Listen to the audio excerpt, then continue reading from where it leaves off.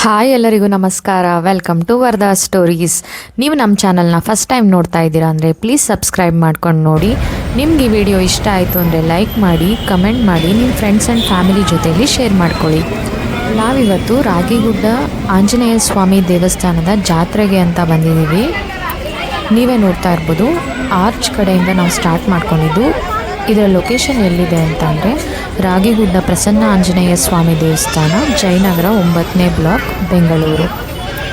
ನಾವು ಈ ವಿಡಿಯೋದಲ್ಲಿ ಜಾತ್ರೆ ವೈಬ್ಸ್ನ ಕ್ರಿಯೇಟ್ ಮಾಡೋದಕ್ಕೋಸ್ಕರ ಶೂಟ್ ಮಾಡಿದ್ದೀವಿ. ಹೇಗಿತ್ತು ಹಾಗೆ ತೋರಿಸ್ತಾ ಇದ್ದೀವಿ. ಮತ್ತು ದೇವಸ್ಥಾನ ಯಾವ ರೀತಿಯಲ್ಲಿ ಅಲಂಕಾರ ಆಗಿತ್ತು ಪ್ರತಿಯೊಂದನ್ನು ಶೂಟ್ ಮಾಡಿದ್ದೀವಿ. ವಿಡಿಯೋನ ಎಲ್ಲೂ ಸ್ಕಿಪ್ ಮಾಡದೆ ಕೊನೆವರೆಗೂ ನೋಡಿ. ನೀವು ನಮ್ಮ ಚಾನಲ್ಗೆ ಫಸ್ಟ್ ಟೈಮ್ ವಿಸಿಟ್ ಮಾಡ್ತಾ ಇದ್ದೀರಾ ಅಂದರೆ ಸಬ್ಸ್ಕ್ರೈಬ್ ಮಾಡ್ಕೊಂಡು ನೋಡಿ.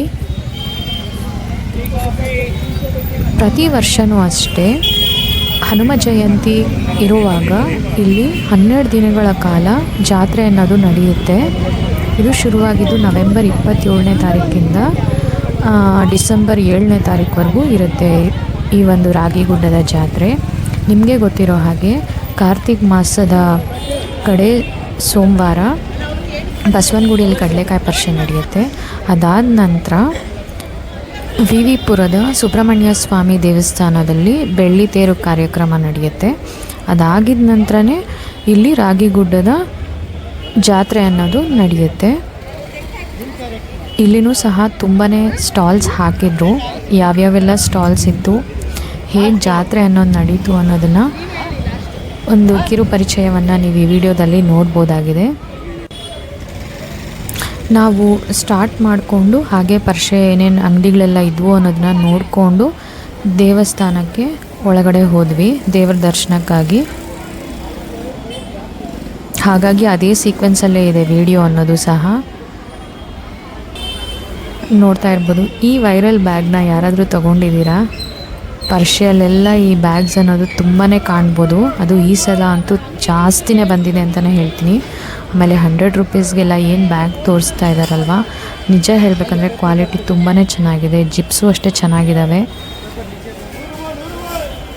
ನಿಮಗೂ ಇಷ್ಟ ಆದರೆ ತಗೊಳ್ಳಿ.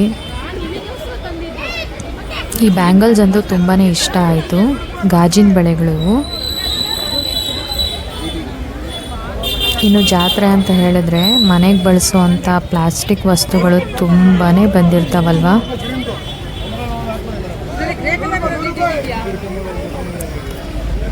ಅತಿ ಕಡಿಮೆ ಬೆಲೆಯಲ್ಲಿ ನಾವು ಇವನ್ನೆಲ್ಲ ತಗೊಳ್ಬೋದು. ಇಲ್ಲಿ ಯಾವ ರೀತಿ ಇತ್ತು ಅಂದರೆ ವಸ್ತುಗಳೆಲ್ಲನೂ 10 ರೂಪಾಯಿ, 20 ರೂಪಾಯಿ, 30 ರೂಪಾಯಿ, 100 ರೂಪಾಯಿಗೆ 3 ತಗೊಳ್ಳಿ, 30 ರೂಪಾಯಿ ಒಂದು, ಆ ರೀತಿಯಾದಂತಹ ಅಂಗಡಿಗಳೇ ತುಂಬ ಬಂದಿದ್ವು ಅಂತಲೇ ಹೇಳ್ಬೋದು. ಮತ್ತು ಫುಡ್ ಸ್ಟಾಲ್ ಸಹ ಅಲ್ಲಲ್ಲೇ ಇತ್ತು. ನೀವೇನಾದರೂ ಈ ರಾಗಿಗುಡ್ಡ ದೇವಸ್ಥಾನಕ್ಕೆ ಮುಂಚೆ ಹೋಗಿದ್ದೀರಾ ಅಂದರೆ ನಿಮಗೆ ಗೊತ್ತಾಗುತ್ತೆ. ಸೈಡಲ್ಲೇ ತರಕಾರಿ, ಹಣ್ಣು ಎಲ್ಲ ವ್ಯಾಪಾರ ಮಾಡ್ತಾಯಿರ್ತಾರೆ. ಆ ಅಂಗಡಿಗಳು ಸಹ ನೀವಿಲ್ಲಿ ಈ ಒಂದು ಜಾತ್ರೆ ಅಂಗಡಿಗಳ ಜೊತೆಯಲ್ಲಿ ನೋಡ್ಬೋದಾಗಿದೆ.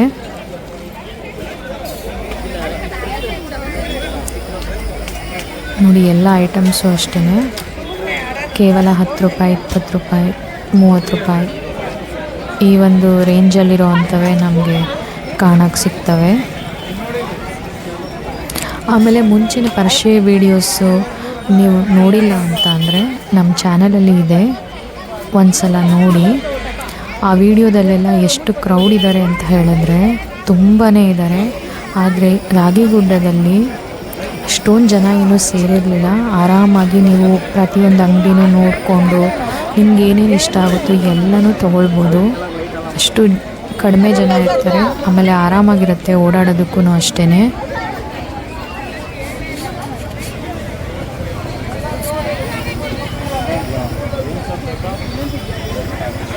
ಆಮೇಲೆ ಇಲ್ಲೂ ಅಷ್ಟೇ ನಿಮ್ಮ ಕೈ ಚೀಲವನ್ನು ನೀವೇ ತೊಗೊಂಡು ಬನ್ನಿ ಅನ್ನೋ ಒಂದು ಬೋರ್ಡನ್ನು ಪ್ರತಿಯೊಂದು ಅಂಗಡಿಲೂ ನೀವು ಕಾಣ್ಬೋದಾಗಿದೆ. ನೀವು ಯಾವಾಗೇ ಹೊರಗಡೆ ಹೋದರೂ ಅಷ್ಟೇ ಪ್ಲಾಸ್ಟಿಕ್ ಕವರ್ಸು ಎಲ್ಲ ಬಳಕೆ ಮಾಡೋದನ್ನು ಕಡಿಮೆ ಮಾಡಬೇಕು. ನಿಮ್ಮ ಮನೆಯಿಂದಲೇ ಒಂದು ಬಟ್ಟೆ ಬ್ಯಾಗನ್ನು ತೊಗೊಂಡೋಗ್ಬಿಟ್ರೆ ತುಂಬ ಅನುಕೂಲ ಅಲ್ವಾ.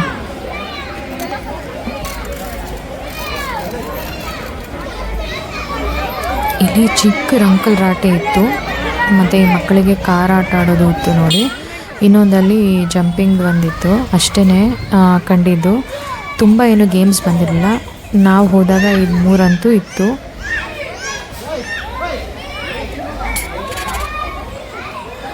ಇನ್ನು ಡಿಸೆಂಬರ್ 7ನೇ ತಾರೀಕುವರೆಗೂ ಇರೋದ್ರಿಂದ ನಿಮ್ಮ ಮಕ್ಕಳನ್ನು ಕರ್ಕೊಂಡೋಗಿ.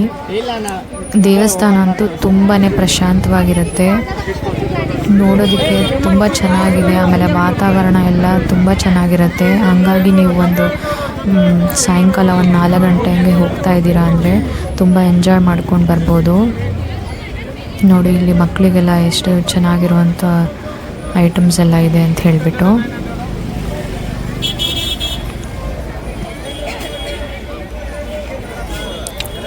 ಇಲ್ಲಿನೂ ಅಷ್ಟೇ ಈ ಮನೆಗೆ ಬಳಸುವಂಥ ಸ್ಕ್ರೀನ್ಸ್ ಆಗಿರ್ಬೋದು, ಟವಲ್ಸು ಎಷ್ಟೊಂದಿದೆ ನೋಡಿ ಎಲ್ಲನೂ.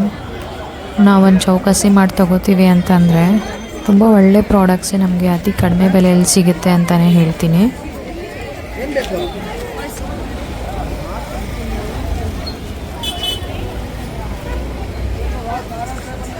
ಇದಂತೂ ಒಂದು ವೈರಲ್ ಏನಂತೀರ ಇದನ್ನು ಬಲೂನ್ಸ್ ಅಂತಲೇ ಹೇಳ್ಬೋದು. ಇನ್ನು ಇಲ್ಲಿನೂ ಬಜ್ಜಿ ಅಥವಾ ಆಲೂ ಟ್ವಿಸ್ಟರ್ಸು ಈ ಅಂಗಡಿಗಳೆಲ್ಲ ಇದ್ವು.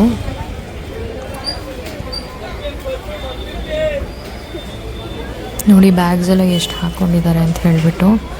ಎಲ್ಲ ಜಸ್ಟ್ 150, 200, 250 ಮ್ಯಾಕ್ಸಿಮಮ್ ಅಂದರೆ 300 ರುಪೀಸ್ ಇರುತ್ತೆ ಅಷ್ಟೇ. ಇನ್ನು ಇಲ್ಲಿ ಏನು ಕಾಣ್ಬೋದು ಅಂತಂದರೆ ಅತಿ ಹೆಚ್ಚಾಗಿ ಬಟ್ಟೆ ಅಂಗಡಿಗಳು ಬಂದಿದ್ವು. ಡ್ರೆಸ್ ಪೀಸ್ ಆಗಿರ್ಬೋದು, ಕುರ್ತಾ ಸೆಟ್ಟು, ಟಾಪ್ಸು, ಈ ಥರ ತುಂಬಾ ಅಂಗಡಿಗಳು ಬಂದಿದ್ವು. ನೋಡಿ ಇದೇನೋ ಪಿಜ್ಜಾ ಅಂಗಡಿ. ಇಲ್ಲಿ ನೋಡಿ ಮಕ್ಕಳಿಗೆ ಎಷ್ಟು ಆಟ ಸಾಮಾನಿದ್ದಾವೆ ಅಂತ ಹೇಳಿಬಿಟ್ಟು.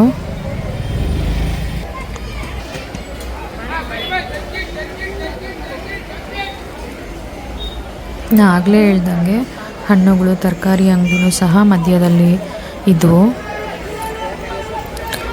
ಆವಾಗವಾಗ ನಾವು ಜನ ಎಷ್ಟಾಗಿದ್ರು ಅನ್ನೋದನ್ನು ಸಹ ಕವರ್ ಮಾಡ್ಕೊಂಡಿದ್ದೀವಿ. ನಾವು ಹೋಗಿದ್ದು ತೀರಾ ಲೇಟ್ ಆಗಿತ್ತು ಅಂತಲೇ ಹೇಳ್ಬೋದು. ಇಲ್ಲಂತೂ ಬ್ಯಾಗ್ ಕ್ವಾಲಿಟಿ ಎಲ್ಲ ತುಂಬ ಚೆನ್ನಾಗಿತ್ತು.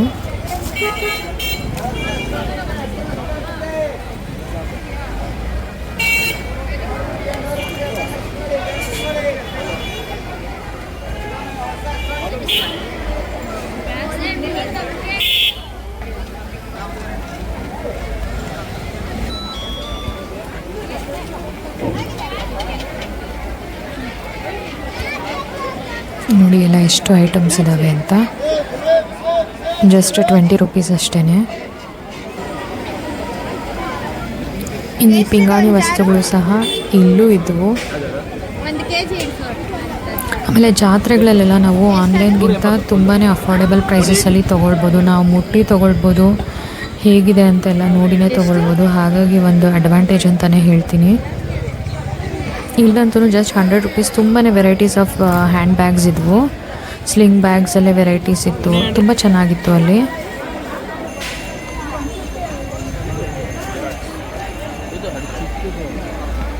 ನೋಡಿ ಯಾವ ರೀತಿಯಾಗಿದೆ ಬಟ್ಟೆಗಳೆಲ್ಲ ಅಂಥೇಳಿ. ತುಂಬಾ ಬಟ್ಟೆಗಳ ಅಂಗಡಿ ಅಂತೂ ಇತ್ತು ಅಂತಲೇ ಹೇಳ್ತೀನಿ ನಾನು. ನೋಡಿ ಚಿಕ್ಕ ಮಕ್ಳಿಗಾಗಿರ್ಬೋದು, ದೊಡ್ಡವರಿಗೆ, ಪ್ರತಿಯೊಬ್ಬರಿಗೂ ಬಟ್ಟೆಗಳಂತೂ ಇತ್ತು. ಸ್ವೆಟರ್ಸು ಅಷ್ಟೇ ತುಂಬಾ ಚೆನ್ನಾಗಿತ್ತು. ಚಿಕ್ಕ ಮಕ್ಕಳದು ಇತ್ತು.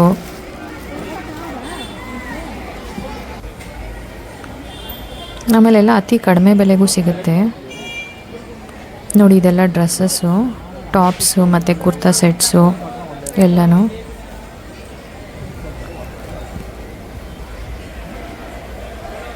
ಆಮೇಲೆ ಒಂದು ಗಮನಿಸಿದ್ದೇನೆಂದರೆ 1000 ರೂಪಾಯಿಗೆ 3 ಕೊಡ್ತೀವಿ ಕುರ್ತಾ ಸೆಟ್ಟು, ಈ ಥರ ಎಲ್ಲ ಇತ್ತು. 300 ರುಪೀಸು, 400 ರುಪೀಸ್ ಒಂದು ಕುರ್ತಾ ಸೆಟ್ಟು ಎಲ್ಲನೂ.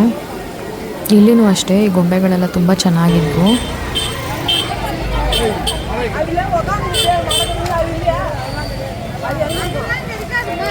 ನೋಡಿ ಅದೆಷ್ಟು ಆಟ ಸಾಮಾನುಗಳಿದ್ದಾವೆ ಅಂತ ಹೇಳ್ಬಿಟ್ಟು ಮಕ್ಕಳಿಗೆ.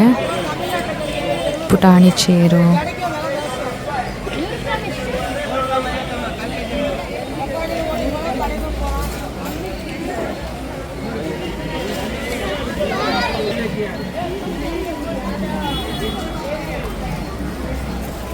ಲಂಗ ಆಗಿರ್ಬೋದು ಅದು ಇತ್ತು. ನಿಮ್ಗೆ ಯಾವ ಸ್ಟಾಲ್ ತುಂಬ ಇಷ್ಟ ಆಯಿತು ಅನ್ನೋದನ್ನು ಕಮೆಂಟ್ ಮಾಡಿ ತಿಳಿಸಿ.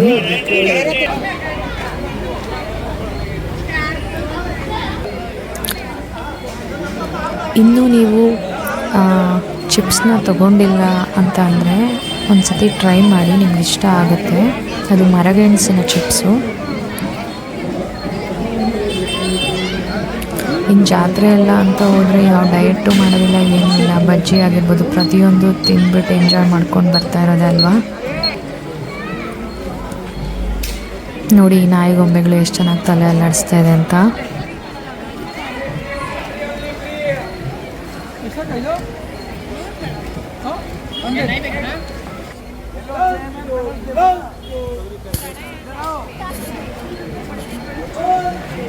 ಇದೆಲ್ಲ ಲಂಚ್ ಬ್ಯಾಗ್ಸು.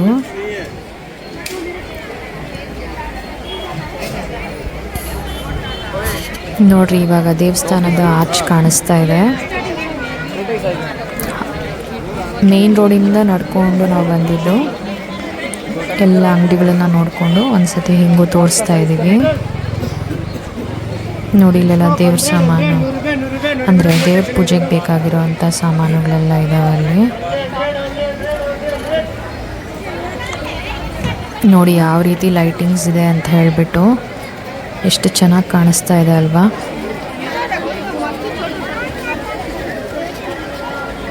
ಅದರಲ್ಲೂ ಈ ಸಂಜೆ ಅಥವಾ ಒಂದು ರಾತ್ರಿ ಟೈಮಲ್ಲಿ ಹೋಗೋದ್ರಿಂದ ಎಲ್ಲ ಲೈಟಿಂಗ್ಸ್ನ ನೋಡಿಕೊಂಡು ತುಂಬಾ ಚೆನ್ನಾಗಿ ಅನಿಸುತ್ತೆ.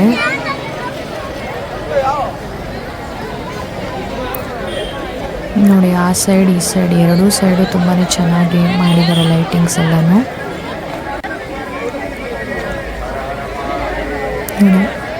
57ನೇ ಹನುಮ ಜಯಂತಿಯನ್ನು ಇಲ್ಲಿ ಆಚರಣೆ ಮಾಡ್ತಾ ಇದ್ದಾರೆ.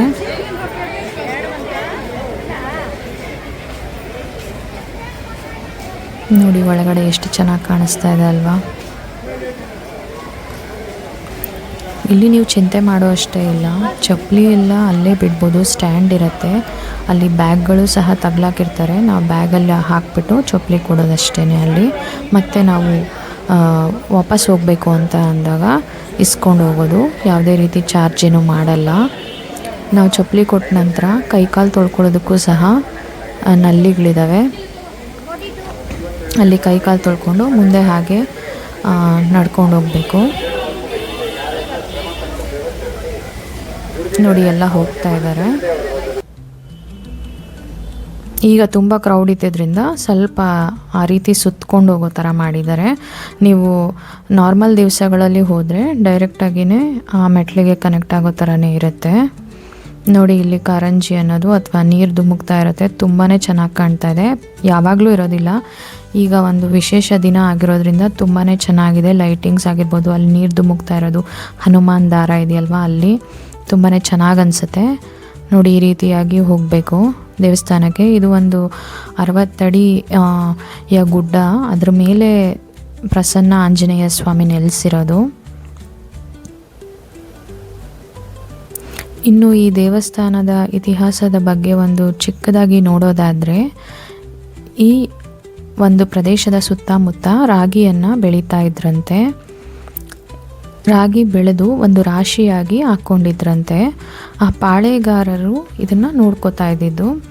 ಹೀಗೇ ಒಂದು ದಿವಸ 3 ಜನ ಸಾಧು ಸಂತರು ಅಂತಲೇ ಹೇಳ್ಬೋದು, ಅವರು ಬಂದು ಕೇಳಿದಾಗ, ಅಂದರೆ ಭಿಕ್ಷಾಟನೆಗೆ ಬರ್ತಾರಲ್ವ, ಆ ರೀತಿಯಾಗಿ ಬಂದು ಕೇಳಿದಾಗ ಪಾಳೆಗಾರರ ಸೊಸೆ ಒಂದು ಮೊರದಲ್ಲಿ ರಾಗಿಯನ್ನು ತುಂಬಿಸಿ ದಾನ ಮಾಡೋದಕ್ಕೆ ಮುಂದಾಗ್ತಾರಂತೆ. ಆದರೆ ಆ ಪಾಳೆಗಾರರ ಧರ್ಮಪತ್ನಿಯಾದವರು ಯಾಕೆ ನೀನು ಅಷ್ಟೊಂದು ತುಂಬಿಸಿ ಕೊಡ್ತಾ ಇದೀಯ ಅಂತ ಪ್ರಶ್ನೆ ಮಾಡಿದಾಗ ಈ ಪಾಳೆಗಾರರ ಸೊಸೆ ಮಹಾಪತಿವ್ರತೆ, ಅವರು ದಾನ ಮಾಡೋದಕ್ಕೆ ಇಲ್ಲದೇ ಇರೋ ರಾಗಿ ಇನ್ಯಾತಕ್ಕೆ ಅಂತ ಹೇಳಿಬಿಟ್ಟು ಶಾಪವನ್ನು ನೀಡಿದಾಗ ಆ ರಾಗಿಯ ರಾಶಿ ಏನು ಹಾಕಿರ್ತಾರೆ ಅದು ಗುಡ್ಡದ ರೂಪದಲ್ಲಿ ಅಂದರೆ ಒಂದು ಕಲ್ಲಾಗಿ ಮಾರ್ಪಾಡಾಗುತ್ತಂತೆ. ಅದೇನೇ ಈ ರಾಗಿ ಗುಡ್ಡ. ಈ ಗುಡ್ಡದ ಮೇಲೆ ಪ್ರಸನ್ನ ಆಂಜನೇಯ ಸ್ವಾಮಿ ನೆಲೆಸಿದ್ದಾರೆ. ಈ ದೇವಸ್ಥಾನದಲ್ಲಿ ನೀವು ಆಂಜನೇಯ ಸ್ವಾಮಿ ಗುಡಿ ಮತ್ತು ಗಣೇಶ, ನವಗ್ರಹ, ರಾಜರಾಜೇಶ್ವರಿಯನ್ನು ಕಾಣ್ಬೋದಾಗಿದೆ. ತುಂಬಾ ಚೆನ್ನಾಗಿದೆ. ಯಾವಾಗಲೂ ಅಷ್ಟೇ ದೇವರಿಗೆ ತುಂಬ ಚೆನ್ನಾಗಿ ಅಲಂಕಾರ ಮಾಡಿರ್ತಾರೆ. ನೀವು ಇನ್ನೂ ಒಂದ್ಸಲ ಬಂದಿಲ್ಲ, ಬೇರೆ ಊರವರಾಗಿದ್ರೆ ಅಂತಂದರೆ ಖಂಡಿತವಾಗ್ಲೂ ಒಮ್ಮೆ ಭೇಟಿ ಕೊಡಿ. ಇಲ್ಲಿ ಪ್ರಸಾದನೂ ಸಹ ಕೊಡ್ತಾರೆ. ಆಮೇಲೆ ನಮಗಲ್ಲಿ ದೇವಸ್ಥಾನದ ಆವರಣದೊಳಗಡೆ ಪೂರ್ತಿ ಎಲ್ಲ ವೀಡಿಯೋ ಮಾಡ್ಕೊಳ್ಳೋದಕ್ಕೆ ಅವಕಾಶ ಇರಲಿಲ್ಲ. ಹಾಗಾಗಿ ದೇವರನ್ನೆಲ್ಲ ಹಿಡಿದು ತೋರ್ಸೋಕ್ಕಾಗಿಲ್ಲ. ನೋಡ್ತಾ ಇರ್ಬೋದು ಯಾವ ರೀತಿ ಅಲಂಕಾರ ಆಗಿದೆ ಅಂತ ಹೇಳಿಬಿಟ್ಟು. ನಿಜ ಹೇಳಬೇಕಂದ್ರೆ ತುಂಬಾ ಚೆನ್ನಾಗಿರುತ್ತೆ ಈ ದೇವಸ್ಥಾನ. ನೀವೊಂದು ಸಂಜೆ ಟೈಮಿಗೆ ಬಂದರೆ ತುಂಬ ಒಳ್ಳೆ ಫೀಲ್ ಆಗುತ್ತೆ. ನಮ್ಗೆ ಆದಷ್ಟು ಸಮಯ ಆದಾಗೆಲ್ಲ ನಾವು ಈ ದೇವಸ್ಥಾನಕ್ಕಂತೂ ಖಂಡಿತ ಹೋಗ್ತಾ ಇರ್ತೀವಿ.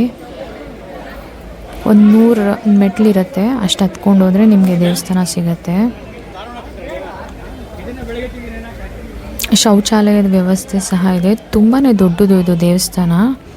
ಮತ್ತು ಇಲ್ಲಿ ಈಗ ಹೋಮ ಮಾಡೋದಕ್ಕೆಲ್ಲನೂ ಹೋಮದ ಕುಂಡಗಳೆಲ್ಲ ಇದ್ದಾವೆ. ನೋಡಿ ಯಾವ ರೀತಿ ಇಲ್ಲಿ ಸಿಂಗಾರ ಮಾಡಿದ್ದಾರೆ ಅಂತ ಹೇಳಿಬಿಟ್ಟು. ಇನ್ನು ಅಲ್ಲಿ ನಿಂತ್ಕೊಂಡು ನೋಡಿದಾಗ ಈ ರೀತಿ ಕಾಣಿಸ್ತಾ ಇತ್ತು ಬೆಟ್ಟದ ಮೇಲಿರೋ ದೇವಸ್ಥಾನ. ನೋಡಿ ಎಷ್ಟು ಚೆನ್ನಾಗಿದೆ ಅಲ್ವಾ. ಇನ್ನಿಲ್ಲಿ ಲಾಡು ಪ್ರಸಾದ ಸಹ ನಾವು ಕೊಂಡ್ಕೊಳ್ಬೋದಾಗಿತ್ತು. ಅಲ್ಲಿ ನಾರ್ಮಲಾಗಿ ಪುಳಿಯೋಗರೆ ಪ್ರಸಾದ ಅನ್ನೋದು ಕೊಡ್ತಾಯಿದ್ರು. ನಿಮಗೆ ಬೇಕು ಅಂತಂದರೆ ಲಾಡುನ ಸಹ ತೊಗೊಳ್ಬೋದಾಗಿದೆ.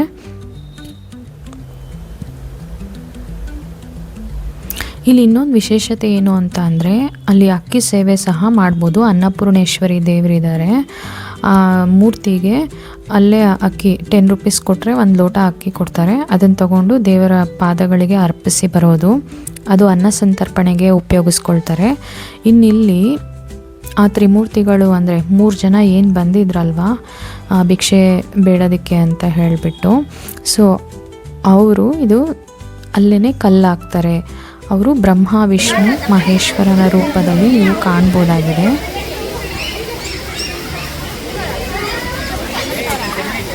ಹಾಗಾಗಿನೇ ಅವರು ಕಲ್ಲಾಗಿದ್ದರಿಂದ ಆ ಒಂದು ಆಕೃತಿಯನ್ನು ಅಥವಾ ಅದನ್ನು ಕೆತ್ತಿದ್ದಾರೆ ಅಲ್ಲಿ. ಅದು ಬ್ರಹ್ಮ ವಿಷ್ಣು ಮಹೇಶ್ವರನ ರೂಪ ತಾಳಿದೆ. ತುಂಬಾ ಚೆನ್ನಾಗಿರುತ್ತೆ. ಒಂದ್ಸಲಿ ನೋಡಿ ನೀವಲ್ಲಿ ಹೋಗಿ. ಅದಾದ ನಂತರ ನಾವು ಹೊರಗಡೆ ಬಂದು ದೇವಸ್ಥಾನದ ಎಡಗಡೆ ಸೈಡು ಹೋಗಿದ್ದೀವಿ.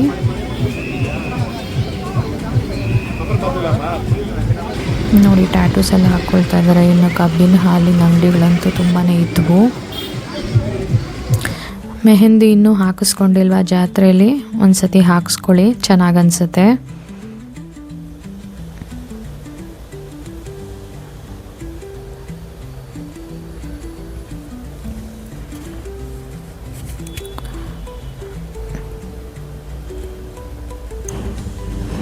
ಈ ಜಾತ್ರೆಗಳೆಲ್ಲ ಹೋಗಿ ನೋಡೋದ್ರಿಂದ ನಮಗೊಂಥರ ಬಾಲ್ಯದ ನೆನಪುಗಳು ಮರುಕಳಿಸ್ತವೆ ಅಲ್ವಾ.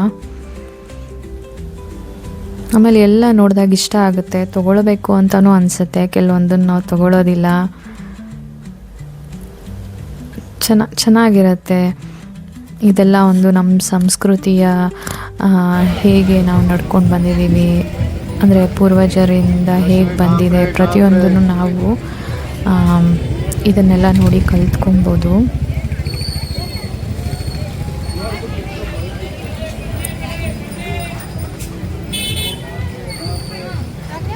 ನೋಡಿ ಎಷ್ಟೆಲ್ಲ ಅಂಗಡಿಗಳಿದ್ದಾವೆ ಅಂತ. ತುಂಬಾ ಕೊನೆವರೆಗೂ ಇತ್ತು. ಈರೋಳಲ್ಲೂ ಸಹ ಅಂಗಡಿಗಳು ನೋಡಿ. ಇಲ್ಲೆಲ್ಲ ಕೇವಲ 20 ರೂಪಾಯಿಗೆ ಇಷ್ಟೆಲ್ಲ ಐಟಮ್ಸ್ ಇದ್ದಾವೆ ಅಂತ ಹೇಳಿ. ಯಾವುದೇ ಪಟ್ಟಣ ತಗೊಳ್ಳಿ 20 ರೂಪೀಸ್ ಅಂತೆ. ಅಲ್ಲಿ ಮಸಾಲೆ ಐಟಮ್ಸು, ಈ ಚಿಕ್ಕಿ ಏನೇನೋ ಕೆಲವೊಂದೆಲ್ಲ ಇದ್ದವು.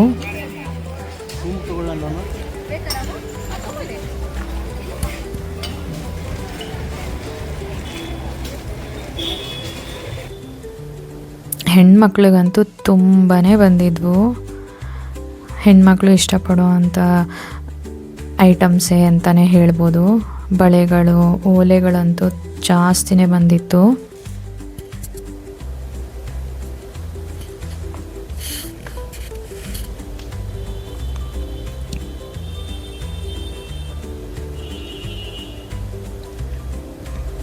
ಈ ಥರ ಆಟ ಆಡೋದು ಅಂದರೆ ಗೇಮ್ಸು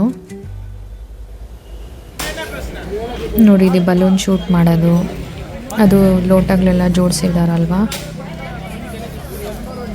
ಅದನ್ನು ಹೊಡಿಯೋದು, ರಿಂಗ್ ಗೇಮ್ಸು ಈ ಥರದ್ದೆಲ್ಲ ಇದ್ವು. ಅಂದರೆ ತುಂಬ ಇರಲಿಲ್ಲ, ಕೆಲವೊಂದು ಕಡೆ ಮಾತ್ರ ಇತ್ತು. ಆಮೇಲೆ ಇಲ್ಲಿ ಇನ್ನೊಂದು ಏನಂದರೆ 10 ಗಂಟೆ ಅಷ್ಟರಲ್ಲೆಲ್ಲ ಎಲ್ಲ ಲೈಟ್ಸ್ ಆಫ್ ಮಾಡಿಬಿಡ್ತಾರೆ ಅಂಗಡಿಗಳದ್ದು. ಹಾಗಾಗಿ ಅದಕ್ಕೆ ಮುಂಚೆನೇ ನೀವು ಹೋಗಬೇಕು. ಅದೇ ಬೇರೆ ಕಡೆ ಆದರೆ ತುಂಬ 11 ಗಂಟೆ ಆದರೂ ಇನ್ನೂ ಜಾತ್ರೆ ಅನ್ನೋದು ನಡೀತಾ ಇರೋದು. ಬಟ್ ಇಲ್ಲಿ 10 ಗಂಟೆಗೇ ಕ್ಲೋಸ್ ಮಾಡ್ತಾರೆ. ಸೊ ಏನು ನೋಡೋಕ್ಕಾಗಲ್ಲ. ಅದಕ್ಕೆ ಮುಂಚೆ ಹೋಗಿ ನೀವೆಲ್ಲ ನೋಡಿ ಏನಾದರೂ ತೊಗೊಳಂಗಿದ್ರೆ ತೊಗೊಳ್ಳಿ. ನಾವು ಮತ್ತೆ ಆ ರೋಡಿಂದ ವಾಪಸ್ ಬರೋವಾಗ ಇದೆಲ್ಲ ನಮಗೆ ಕಣ್ಣಿಗೆ ಕಾಣಿಸಿರೋವಂಥದ್ದನ್ನು ಸೆರೆ ಹಿಡಿದಿದ್ದೀವಿ.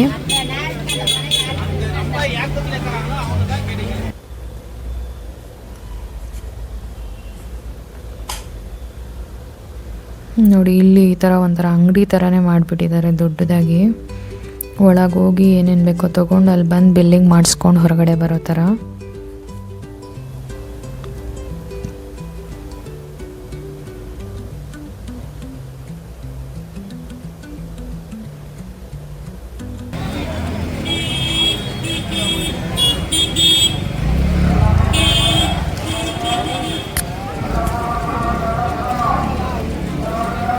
ಇನ್ನು ನೀವು ಈ ದೇವಸ್ಥಾನಕ್ಕೆ ಬೇರೆ ಕಡೆಯಿಂದ ಏನಾದರೂ ಬರ್ತಾ ಇದ್ದೀರಾ ಅಂತ ಹೇಳಿದ್ರೆ ಬನಶಂಕರಿಗೆ ಬಂದು ಬನಶಂಕರಿಯಿಂದ 600 ಎಫ್ ಬಸ್ ಹತ್ತಿದ್ರೆ ರಾಗಿಗುಡ್ಡ ಅಂತಲೇ ಸ್ಟಾಪ್ ಇರುತ್ತೆ, ಅಲ್ಲಿ ಇಳಿಬೋದು. ನೀವು ಮೆಜೆಸ್ಟಿಕ್ಕಿಂದ ಸಹ ಬರ್ಬೋದು. ಈಗ ಮೆಟ್ರೋ ಆಗಿರೋದ್ರಿಂದ ಮೆಟ್ರೋನು ತುಂಬಾ ಕನ್ವೀನಿಯೆಂಟ್ ಆಗಿರುತ್ತೆ. ರಾಗಿಗುಡ್ಡ ಸ್ಟಾಪಲ್ಲಿ ಇಳ್ಕೊಂಡು ಅಲ್ಲಿಂದ ಒಂದು 100 ಮೀಟರ್ಸ್ ನಡೆದ್ರೆ ನಿಮಗೆ ದೇವಸ್ಥಾನದ ಆರ್ಚ್ ಅನ್ನೋದು ಸಿಗುತ್ತೆ.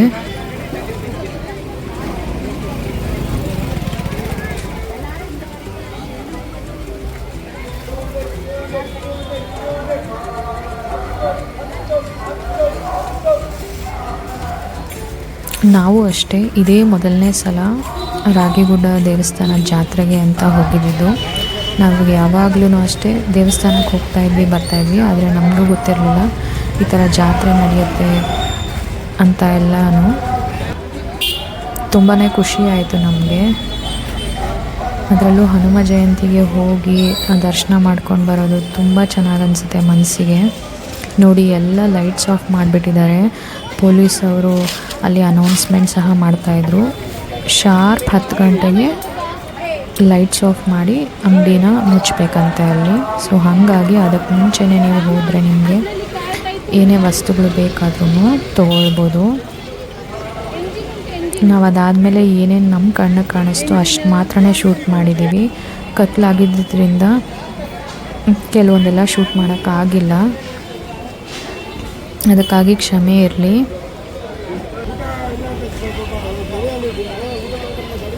ನಮ್ಮ ಚಾನಲ್ನ ಸಬ್ಸ್ಕ್ರೈಬ್ ಮಾಡ್ಕೊಂಡು ನಮಗೂ ಸಪೋರ್ಟ್ ಮಾಡಿ. ಇನ್ನೂ ಹೆಚ್ಚಿನ ಕಂಟೆಂಟ್ ಬರ್ತಾ ಇರುತ್ತೆ, ನಿಮಗೆ ಇಷ್ಟ ಆಗೋವಂಥ ಕಂಟೆಂಟ್ಸೇ ಮಾಡ್ತಾ ಇರ್ತೀವಿ. ಹಾಗಾಗಿ ಒಂದು ಲೈಕ್ ಮಾಡಿ, ಕಮೆಂಟ್ ಮಾಡಿ, ಸಬ್ಸ್ಕ್ರೈಬ್ ಮಾಡ್ಕೊಳೋದು ಮಾತ್ರ ಮರಿಬೇಡಿ. ನಿಮ್ಮ ಫ್ರೆಂಡ್ಸ್ ಆ್ಯಂಡ್ ಫ್ಯಾಮಿಲಿ ಜೊತೆಲೆಲ್ಲ ಶೇರ್ ಮಾಡ್ಕೊಳ್ಳಿ. ನಿಮ್ಗೆ ಯಾವ ರೀತಿ ಕಂಟೆಂಟ್ ಇಷ್ಟ ಆಯಿತು ಅಂತ ಕಮೆಂಟಲ್ಲಿ ತಿಳಿಸಿ.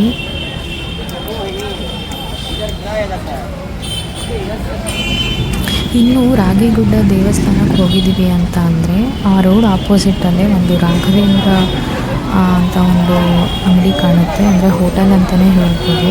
ಎಕ್ಸಾಕ್ಟ್ ಆಪೋಸಿಟಲ್ಲೇ ಇರುತ್ತೆ. ಅಲ್ಲಿ ತುಂಬಾ ಚೆನ್ನಾಗಿರುತ್ತೆ. ನಾವು ಅಲ್ಲಿ ಹೋಗಿ ಒಂದು ಪ್ಲೇಟ್ ಬೇಲ್ಪುರಿನ ತೊಗೊತೀವಿ. ಇದು ಖಂಡಿತ ಪ್ರಮೋಷ್ನಲ್ ಅಲ್ಲ. ನಮ್ಮ ಪರ್ಸನಲ್ ಇಷ್ಟನ ನಾವಲ್ಲಿ ತಿಳಿಸ್ತಾ ಇದ್ದೀವಿ ಅಷ್ಟೇ. ಒಮ್ಮೆ ನೀವು ಭೇಟಿ ಕೊಡಿ, ನಿಮಗೂ ಇಷ್ಟ ಆಗುತ್ತೆ. ನಿಮಗೆ ನಮ್ಮ ವೀಡಿಯೋಸ್ ಇಷ್ಟ ಆಯಿತು ಅಂದರೆ ಒಂದು ಲೈಕ್ ಮಾಡಿ, ಕಮೆಂಟ್ ಮಾಡಿ, ಫ್ರೆಂಡ್ಸ್ ಆ್ಯಂಡ್ ಫ್ಯಾಮಿಲಿ ಜೊತೆಯಲ್ಲಿ ಶೇರ್ ಮಾಡ್ಕೊಳ್ಳಿ, ಸಬ್ಸ್ಕ್ರೈಬ್ ಮಾಡ್ಕೊಂಡು ನೋಡಿ. Thank you for watching. ನಿಮ್ಗೆ ಯಾವ ಸ್ಟಾಲ್ ಇಷ್ಟ ಆಯಿತು ಅನ್ನೋದನ್ನ ಕಮೆಂಟ್ ಮಾಡಿ ತಿಳಿಸಿ.